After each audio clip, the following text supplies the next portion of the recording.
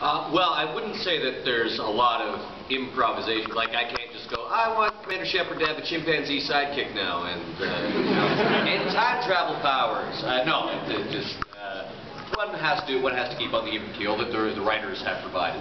I mean, there's a certain amount of encountering a line in the booth and being able to say, like, it might be a little easier to say this line if it was, if we switch this around, or, it fits in your mouth better this way. And often in Mass Effect, Mac was at recording sessions, so we were able to make those changes right away and not worry about that sort of thing.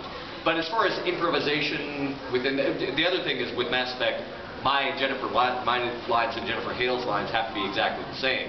So yeah, there's not really a lot of not a lot of freestyling in the sound booth. It's generally frowned upon. Yeah, generally be frowned. Just because as soon as it's changed, there's like so many people behind that line. The editor then has to find the line, and then we have to pass by the writers. And the writers might say, "Screw you! You read the whole thing." So we don't. It's very rare. Yeah.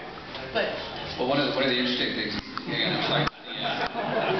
Well, I was going to say of the cinematic experience you were getting there is, we actually have a procedural lip syncing program, and what it does is it actually takes, the text is there, and then it listens to the audio file, and it tries to go, oh, okay, I think I can figure that out. So you can imagine if you go into the booth, we got Mark in there, and he changes a line, and that somehow we don't get the text back changed, then the lip sync system just goes, I don't know what to do with that line. So that was one of the other things we had to do, and so we've been working with that. But again, I'd say there's still a large number, not a large number, there's certainly a large number of instances anyway where, you get in the booth and, Mark gets in the booth and you hear him say it, you go, yeah, that just was not written the way it should have been written. Go ahead, give us a better read on that.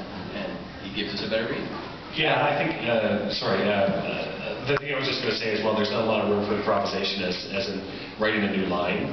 I have seen a lot of cases where an actor will give a read in a way that we weren't expecting or that we didn't ask for, because every line that the writers work on, we do what's called a voiceover comments, where we say, this is how the line should be read. Not telling them how to act, but say some guidance, as in that the character is happy, or they're saying this like some context, right? Like their lover just died. Okay, we'll change how I say this line. But occasionally a writer will take a line and they'll do something with it that you'll be like, oh, actually that is much better. And I have seen actors who will take a line and they'll say, I don't think this character would say this. I know it's your character, and you wrote it all, and I'm like, no, you were totally right. So it is nice to sort of share that burden. And oftentimes in the booth we'll just take, we'll take one that's as written, and then we'll say, but give me one of the improv that you're doing, and then we negotiate it later.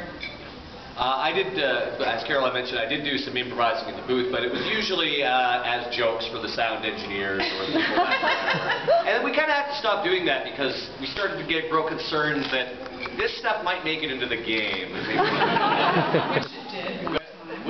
Which one made it into the game? I cannot say it out loud. It's so dirty. Oh, okay. Well, that's an Easter egg you can look for. Yeah, I guess one other thing that we have to keep in mind, like, what David was saying, that occasionally actors will come to him and say, well, my character wouldn't say this. I have the unique perspective with Commander Shepard, because you can't really say that about Commander Shepard, neither Jennifer nor I, because everybody's Commander Shepard is going to be different. Like, somebody's Commander Shepard might be a completely noble, selfless hero, the other one might be an utterly ruthless bastard. So who's to say what Commander Shepard is going to do in a given situation?